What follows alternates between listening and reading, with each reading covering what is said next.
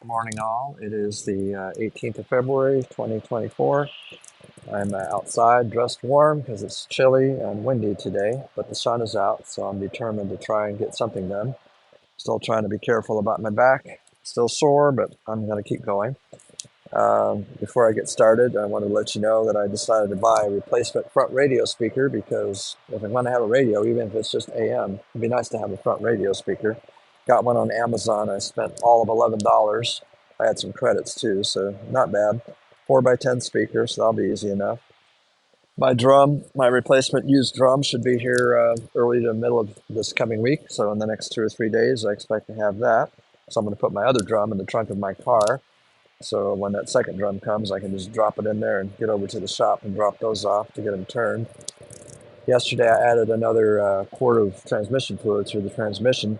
And as I was pouring it in, I thought maybe I should check the power steering reservoir. By the time I did that, I'd already put the whole quart in the transmission. It turned out it's low, so I had to buy another quart this morning, so I'll top that off. Um, I'm going to get back to work on that right rear brake. Oh, yeah, where'd that tool go? I got a special tool. I don't know where I laid it. Maybe it's in the car here. This is a tool that was recommended to me by Brian, my friend in Kentucky, who sold me the engine or transmission. So it looks like this. It's got a little T-handle on it and a nice little hook there that'll hook into the brake spring. That should help me get that bottom spring attached. Also works great for headlight springs, which I could have used last summer. So my intention is to finish that right rear brake and also to maybe do the left rear brake if I have the stamina for it. Otherwise, I'm planning on doing some more work inside the car.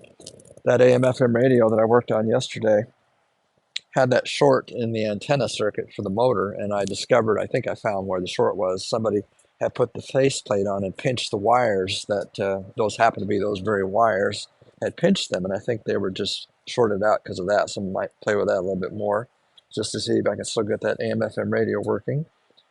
Um, so other things I plan on doing soon is I really want to get that dash put back together, but there's several things I have to do first. I'm going to drill a hole through the firewall right behind the hood latch so I can put an emergency cable in there, connect it directly to the hood latch. I really want to get that done. And I need to repair that plug for the air conditioning system under the dash. I can reinstall my speedometer now that I know the cable's working. Seemed that there was something else. I don't remember what it was, but we'll see how I do today.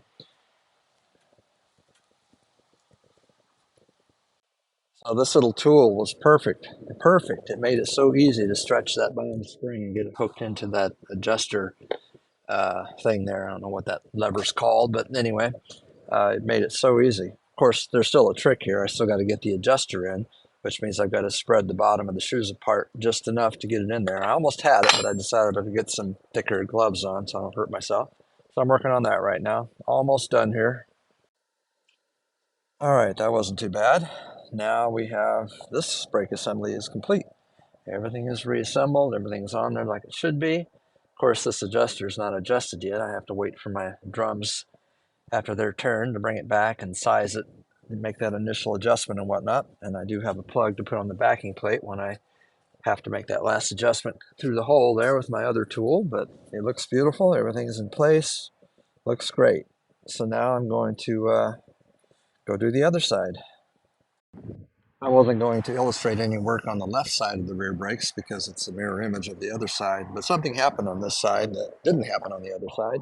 Namely, my self-adjusting cable broke. This part. Everything was going smooth. I just got the spring on, the first spring on there, and then this just snapped.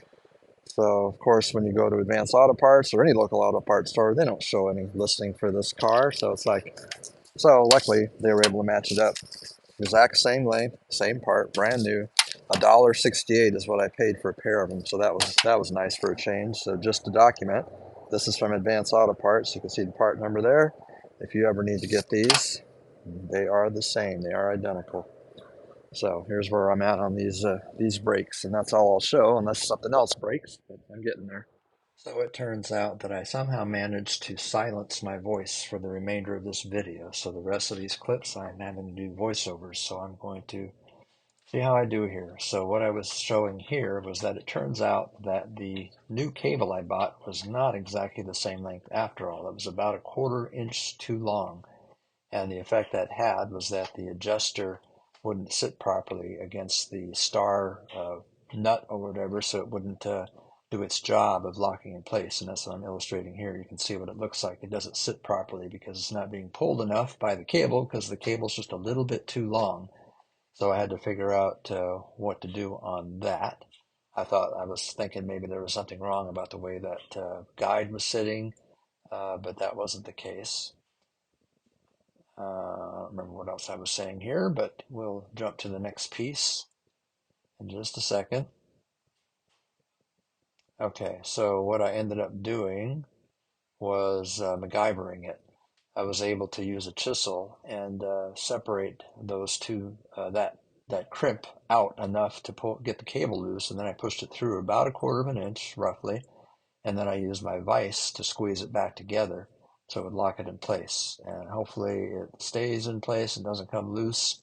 I'll know in the future, if those brakes stop working properly, then I won't adjust anymore or whatever.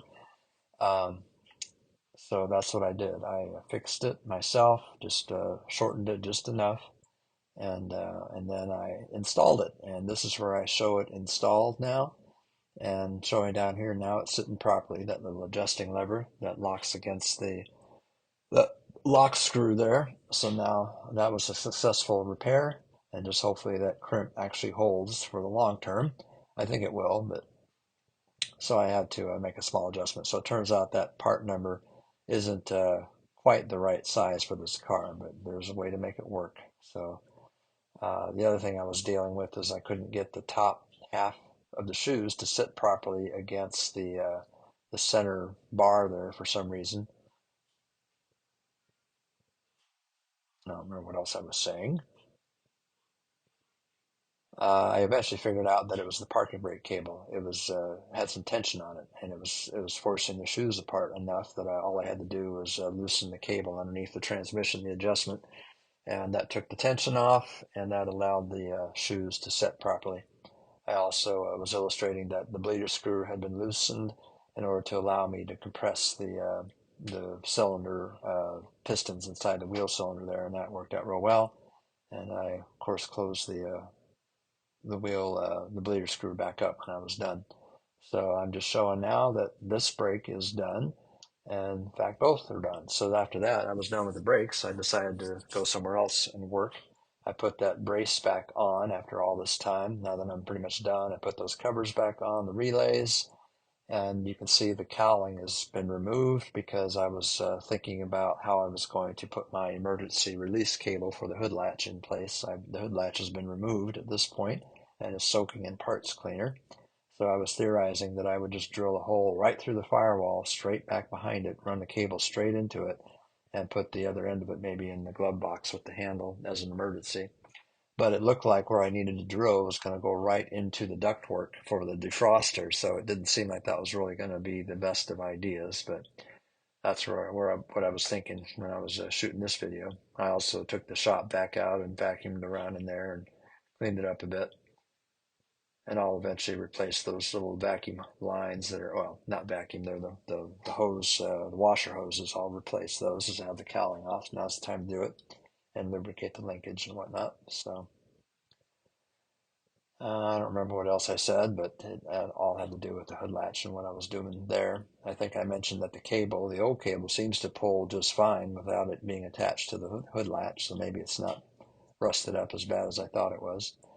Um, there's the cable there that I'm going to use laying on the ground. And I was thinking I could also just run it under the hood around and out the front somewhere, near the front grill or somewhere under a fender. I could also do it that way. And I think in the end, that's probably what I'm going to do.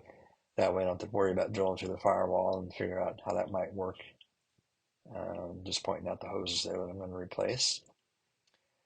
Okay, now here later on, I removed all the horns because only one of them was sounding. So I got them out, and that wasn't too hard. Just had to take off that cover on top there. I was noticing that two of the three horns have Ford Motor Company stamped on them. Well, one of them is a Delco Remy, and that's pretty typical of the late 60s Lincolns for some reason. Had a mix like that for the different tones. I numbered them as well, so I get them back in the correct locations. I don't know that that's all that important, but I decided to do that. And if I need a spare horn, I have three more that came with that header that I bought last year from the junkyard. Also pointing out that I broke the male end of that wiring harness. I'll have to repair that when I put it all back together. But I'm going to work on those horns individually and make sure they all work and go from there. At one point, I had a '67 Lincoln convertible, and on that car, I had used a horn relay, which worked really well. I don't know if I need to do that on this car or not.